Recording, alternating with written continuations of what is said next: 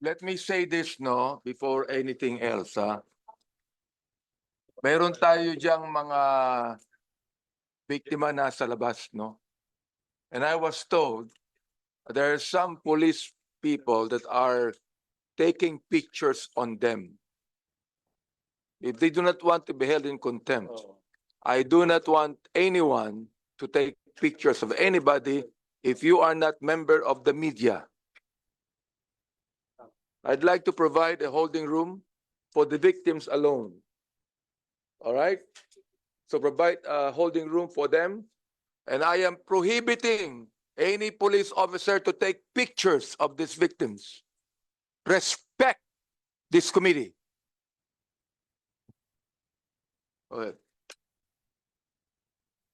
PNP personnel formerly assigned to Station 6, Batasan, Quezon City. Charles Owen Molinos.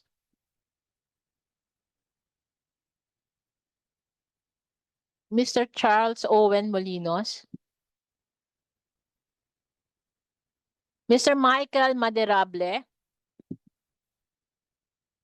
Mr. Ronnie Bangat.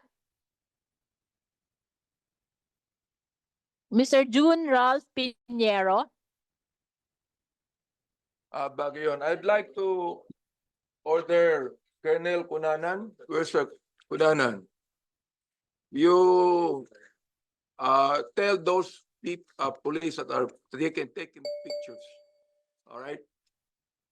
Not to do it. All right.